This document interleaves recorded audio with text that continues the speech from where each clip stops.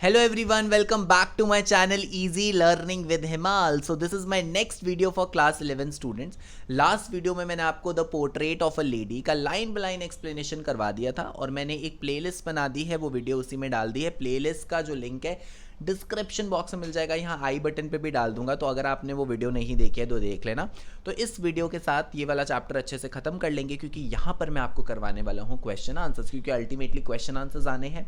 सो हम subjective questions करेंगे, क्योंकि पेपर पैटर्न अब सब्जेक्टिव है। लॉन्ग आंसर शॉर्ट आंसर करेंगे, प्लस एक्स्ट्रा क्वेश्चंस भी होंगे, आपके टेक्स्ट बुक वाले क्वेश्चंस भी होंगे। मतलब अगर आपने ये सेट ऑफ क्वेश्चंस प्रिपेयर कर लिए तो ट्रस्ट में आप एग्जाम के लिए पूरी तरह से प्रिपेयर हो। अगर कोई और क्वेश्चन भी आता है तो वो इसी से मिलता जुलता आएगा आपके पेपर में, तो आप आंसर्स लिख लोगे, क्योंकि मैंने पूरा एरिया आपका कवर कर लिया है। ठीक है, सो स्टार्ट करते हैं। और अगर आप पहली बार मेरे चैनल पे आए हो so welcome. My name is Himal Sharma, I am an academy plus educator and I am English and science educator. आप मेरे साथ सोशल मीडिया पे भी कनेक्ट कर सकते हो, टेलीग्राम, इंस्टाग्राम और ईमेल आईडी की डिटेल्स आपको डिस्क्रिप्शन बॉक्स में मिल जाएंगी। चलिए तो शुरू करते हैं पहले क्वेश्चन के साथ। पहले मैं आपको थोड़े लॉन्ग आंसर टाइप क्वेश्चंस करा दूंगा और उसके बाद फिर शॉर्ट आंसर टाइप करेंगे, मतलब मिक्स्ड रहने वाली हैं चीज़ें।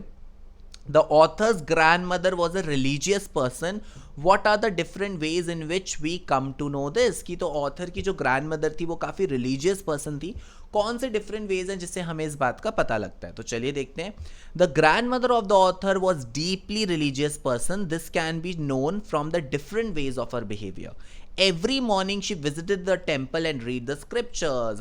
हर दिन सुबह वो मंदिर जाती थी, वहाँ पे जो बुक्स होती थी, होली बुक स्क्रिप्चर्स, उसको पढ़ती थी। She mumbled inaudible prayers at home always and kept telling the rosary beads. और हमेशा वो मन में प्रेयर करती रहती थी और रोजरी बीड्स, माला जपती रहती थी। She constantly repeated prayers like a song while helping the author get ready for school. और वो प्रेयर्स को सॉन्ग की तरह गाती थी जब वो अपनी ग्रैंडसन को, मतलब ऑथर को, खुशवंत सिंह को, सुबह स्कूल के लिए तैयार कर रही होती थी। She wish that the author would learn it by heart. और उनका बहुत मन था कि ऑथर को भी वो प्रेयर्स याद हो जाए। She did not like English school as was no teaching of scriptures and God. उनको इंग्लिश स्कूल्स पसंद नहीं थे, क्योंकि वहाँ पे रिलीजन के बारे में, भगवान के बारे में पढ़ाया नहीं जाता था। She would recite prayers even while spinning in her spinning wheel. तो जब वो चरखे से कपड़े बुन रही होती थी तब भी वो प्रेयर्स करती रहती थी। She once forget to say her prayers. Prior to her death, she felt overexcited in the evening while celebrating her grandson's arrival with the beats of drums and songs. तो एक बार जब वो बीमार हो जाती हैं, वो प्रेयर करना बंद कर देती हैं और वो ज़ोर ज़ोर से ढोल बजाती हैं नेबरहुड की लेडीज़ के साथ, because she was very happy कि उनका ग्रैंडसन घर पे आया है। She continue telling beads of rose in praying till her last breath तक भी, अपने एंड टाइम तक भी वो माला जप रही थी। तो यहाँ से पता चलता है वो बहुत रिलीजियस पर्सन थी। Second question, very important. Describe the changing relationship between author and his grandmother. की author उसकी grandmother के बीच में उनके relationship में वो change कैसे आया, क्या आया, उसको डिस्क्राइब करना है। Did their feelings for each other change? क्या उनकी feelings भी एक दूसरे के लिए चेंज हुई थी? तो चलिए इस आंसर को प्रिपेयर करते हैं। The author was entirely dependent on his grandmother during his boyhood. तो जब ऑथर बड़ा हो रहा था तो एंटायरली अपनी ग्रैंड मदर पे डिपेंडेंट था। She was an important part of his life, however a turning point came in their friendship when they move to the city. तो उनकी फ्रेंडशिप में एक टर्निंग पॉइंट आया जब वो सिटी मूव कर गए back to his parents. As he went to school by bus, she was not able to accompany him. पहले तो ग्रैंडमदर खुद ऑथर को स्कूल लेकर जाती थी, बट अब जैसे ऑथर मोटर बस से स्कूल जाने लगा तो वो जो उनका एक टाइम स्पेंड करने वाला तरीका था कि वो साथ में स्कूल जाते थे, वो खत्म हो गया। She could not help in his studies दो दे शेयर द सेम रूम। अब वहाँ पे वो इंग्लिश स्कूल में चला गया, पढ़ाई डिफरेंट हो गई, वो मदद नहीं कर पाती थी उसकी। She used to ask him what his teachers taught him and did not believe in the things which were taught at school. तो उनको इंग्लिश स्कूल नहीं अच्छा लगता था, उनको ये भी नहीं अच्छा लगता था जो जो चीज़ें वहाँ पे सिखाई जाती है। She was pain that he was not taught about scriptures and God. उनको बहुत बुरा लगता है कि भगवान की बुक्स के बारे में, भगवान के बारे में इंग्लिश स्कूल्स में नहीं पढ़ाया जाता। As music was being taught, she felt offended and expressed her disapproval silently. जब उनको पता चला कि म्यूजिक सब्जेक्ट पढ़ाया जा रहा है तो उनको बिल्कुल भी अच्छा नहीं लगता। उनको लगता है म्यूजिक तो बेगर्स के लिए होता है। उन्होंने ज्यादा कुछ बोला नहीं, मतलब साइलेंट डिसअप्रूवल दिखाया। She rarely spoke to author after this. उसके बाद फिर उन्होंने ऑथर से बात ही करना बंद कर दी थी। वो समझ गई थी मैं इसकी पढ़ाई में मदद नहीं कर सकती।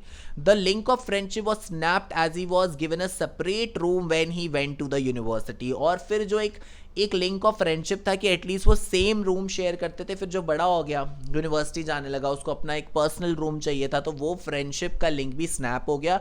However their feeling towards each other did not change, but एक दूसरे के प्रति जो उनकी फीलिंग्स थी वो चेंज नहीं हुई। They loved one another deeply, वो एक दूसरे से बहुत प्यार करते थे।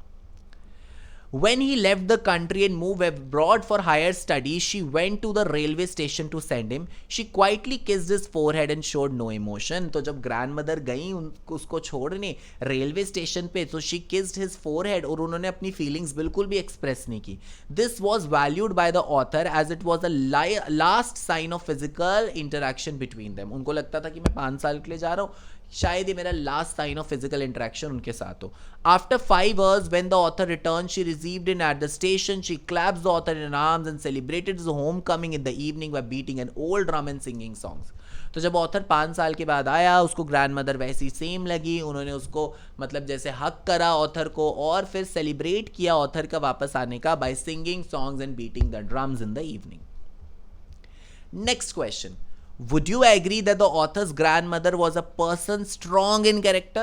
If yes, give instances that show this. This is very very important question.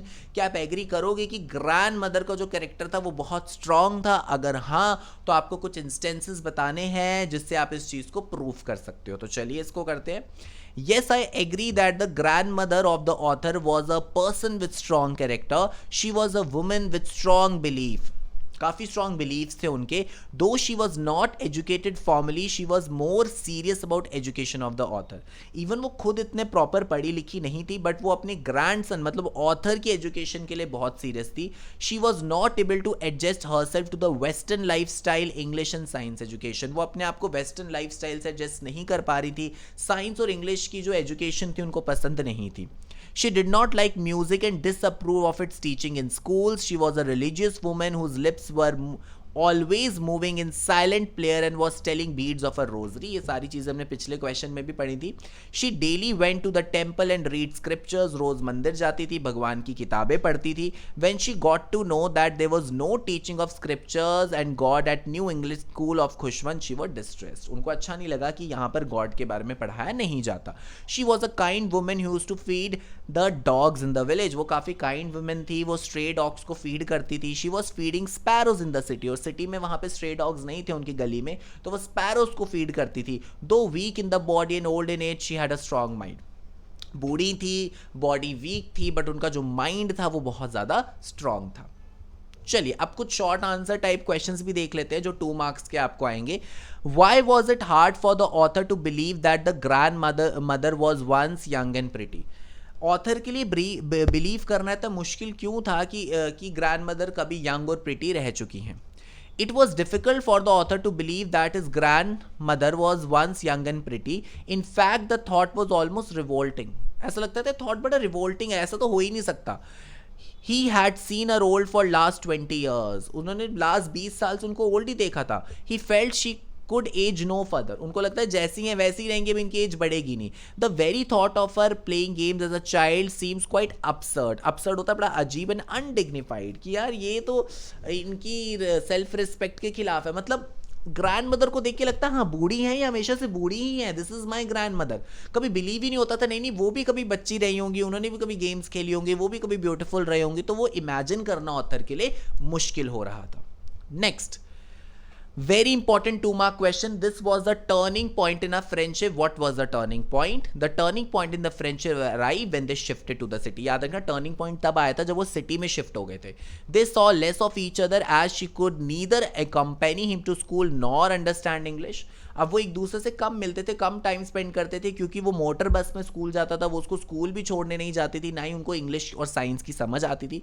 She did not believe in science. She could not keep pace with the author's modern education as he received in the city school. तो ये modern की spelling गलत हो गई है, आप इसको please ठीक से लिख लेना, ठीक है. तो वो मॉडर्न एजुकेशन में बिलीव नहीं करती थी जो ऑथर को स्कूल में सिखाया जाता था. What was the last sign of physical contact between the author and the grandmother? What did the author think that to be the last physical contact? ठीक है, तो ये अभी हमने पढ़ा था एक क्वेश्चन में, तो इसको दोबारा से पढ़ लेते हैं. The author was going abroad for 5 years. Author foreign जा रहा था 5 years के लिए. His grandmother kissed his forehead. he presumed that this was the last sign of physical contact between them. उसको लगा शायद ये last sign of physical contact का, because वो इतनी बूढ़ी थी, उसको लगा मैं 5 साल बाद वापस आऊँगा, पता नहीं वो होंगी भी या नहीं. He feared that she would not survive till he returned, since he was going away for 5 years. Next question. Why was the grandmother distressed by the education imparted in the city school? Grandmother इतनी दुखी क्यों थी उस education से जो उसको city school में मिलती थी. द ग्रैंड मदर डिसअप्रूव्ड और author's education in English school. वो डिसअप्रूव करती थी, उनको पसंद नहीं था English school. They were taught science, क्योंकि वहाँ पे साइंस पढ़ाई जाती थी. She could not understand English and did not believe in science. It made her unhappy that they were no taught about God. वो दुखी थी क्योंकि वहाँ पे भगवान के बारे में तो पढ़ाया ही नहीं जाता था. और दूसरा म्यूजिक लेसन से दुखी थी. The music lesson in school made her unhappier as it was not meant for gentle folk. उनको लगता था कि यार जो नोबल तमीज़दार घर के बच्चे होते हैं वो म्यूजिक लेसन नहीं लेते. ये उनकी सोच थी.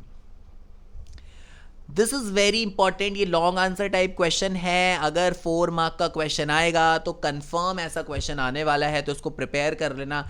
Elaborate on the beautiful bond of love and friendship between author and grandmother. Very important question. तो चलो इसको जल्दी से करते हैं. When the author was still young, his parents left for the city, leaving him to the care of his grandmother. तो जब author बहुत यंग था, उसके पेरेंट्स सिटी में चले गए और उसके ध्यान उसकी ग्रैंडमदर रखती थी. They were good friends. वो बहुत अच्छे दोस्त थे. She woke him up each morning, bathed him, dressed him, plastered his wooden slate, give him breakfast and walked him to the school. वो रोज उसको उठाती थी, तैयार करती थी, उसकी स्लेट तैयार करती थी और उसको स्कूल भी छोड़ने जाती थी. While he sat in the veranda learning, the grandmother sat inside the temple reading the scriptures. तो वो स्कूल बिल्कुल मंदिर के साथ था. ऑथर अपनी पढ़ाई करता था, ग्रैंड मदर मंदिर में बैठती थी. When they settled in the city they shared a common bedroom. जब वो सिटी में चले गए वो एक ही रूम शेयर करते थे. When the writer was going abroad she went to the railway station to see him off but did not speak a word, only kissed his forehead. और जब राइटर अब्रॉड जा रहा था, ग्रैंड मदर उसको railway station पे छोड़ने गई. उन्होंने कुछ नहीं बोला, बस उसकी फोरहेड पे किस किया. The writer cherish this as their last physical contact as he was going away for 5 years.